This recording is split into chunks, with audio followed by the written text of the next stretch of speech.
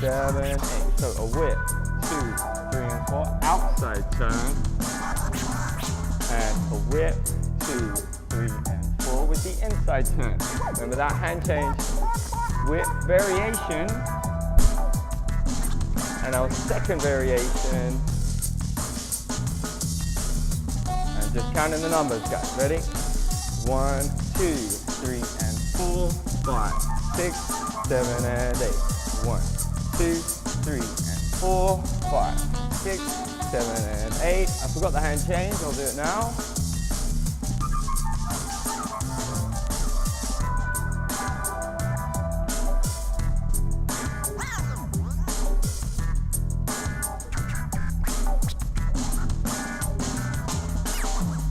Alright guys, we're going to go through 4 whip variations.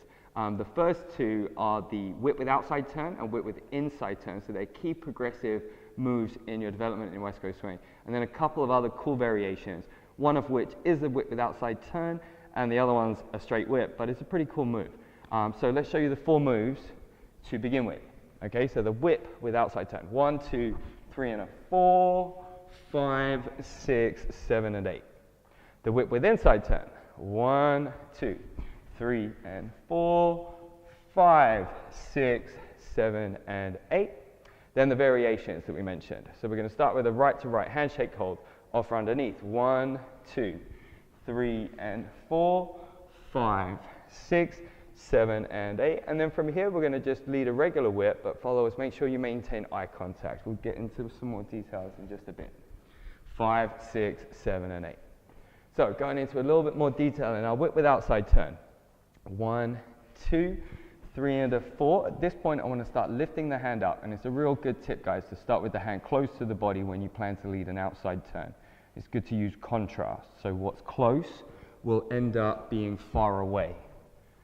Okay, and if we transpose that idea, but kind of like in the opposite, the whip with inside turn starts relatively far away, and then we're going to draw it across the body on the 6 relatively close. Having that tends to create a bit of an under rotation, so you see how we did a crossing anchor step here through 7 and 8. That may or may not happen in your dancing. So let's go over those 2 moves again. So the whip with outside turn, 1, 2, 3, and before the hand comes up, we turn the partnership on 5. I'm going to turn the followers on the 6, 7, and 8. I let Fab turn in her own time. Try not to bring that arm around too quickly, leaders. So followers, remember it is a walk still through that 5, 6. So take your time, you know, be slowly moving from one foot to the other, okay?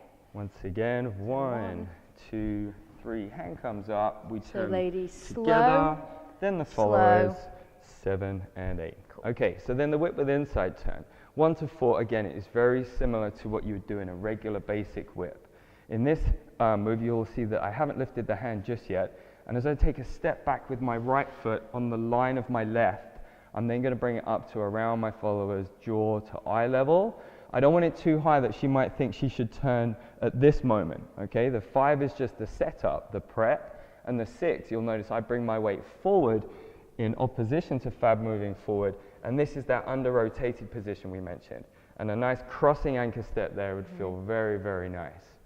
Followers, on count 5, we want to think about like a bow and arrow, okay? So I'm going to show you on this side so you can see. Okay. So 1, 2, 3, and 4. So leaders are bringing my left side forward. So you'll see me actually pivot through that right foot, and you'll see me extend that left foot forward.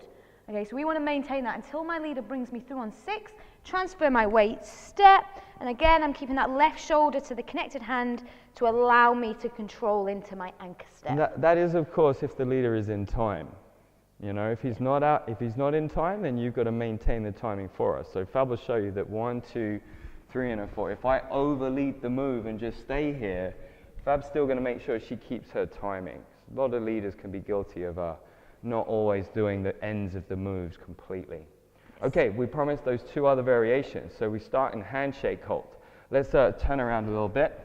We're going to offer the hand after the 1, guys. We don't want it to be too early. That's a little bit of a telegraph. So after the first step, I'll lift the hand. Okay, this starts to let the followers know that something's different. The right hand's going to come up, and we're looking only to bring the followers into like a sweetheart position And at this point, I let go and I start supporting my follower in her shoulders. She's going to do a coaster step as we reach across the slot. I might not commit my weight too early. I'm going to commit my weight through the 4 to the 5, so that's 4 under, and at the same time, that's the beginning of the turn for the followers. Then we're going to lift the turn of the partnership. And then on the 6, as we did previously, we turn the followers, okay? So try not to turn the follower on the 5, because that will get you guys sending them off on a diagonal. So doing that once again, we have our 1, 2, 3, and a 4, and then you can see here, guys, I don't lift the hand between us until count 6, and then our anchor step follows on from there. Followers, we want to maintain the same bow and arrow effect. This time it's going to happen on the 4. So I'm keeping contact, eye contact where I lead her, because I'm not sure what's happening. So from here, as I step back, I'm going to try and send that left shoulder back, because this is going to keep me connected. And then we're slowly through the 5, 6, and then we've got the anchor step. Okay, in this move, if the follower did break eye contact, it could quite easily become a double outside turn.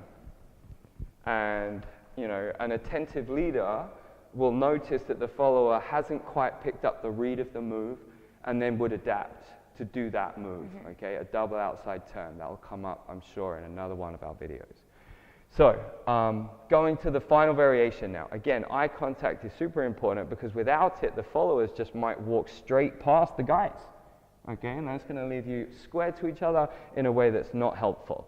So turn your body to the leader. Leaders, I drape the hand over my head as I kind of reach for my partner's shoulder blade, pick up the hand casually in front, regular footwork for 5, 6, 7, and 8. Lots of development off this move, but for now we're just leaving it at this point. Yeah.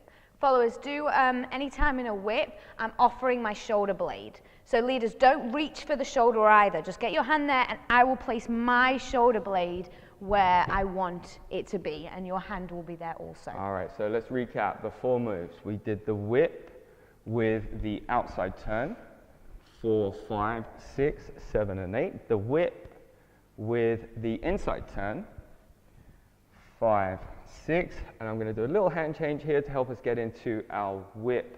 Our first whip variation, which is still an outside turn, but now we've changed the hand, it becomes an inside turn. Hope I didn't confuse you. And our last move is a basic whip with a drape over the leader's head. That recovers the hand to where we started out, so I could practice all 4 of the whips again. 6,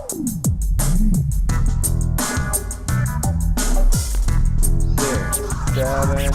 So a whip, 2, 3, and 4, outside turn, and a whip, 2, 3, and 4 with the inside turn. Remember that hand change, whip variation, and our second variation, and just counting the numbers, guys. Ready? 1, 2, 3, and 4, 5, 6, 7, and 8. 1, 2, 3, and 4, 5, 6, 7, and 8. I forgot the hand change.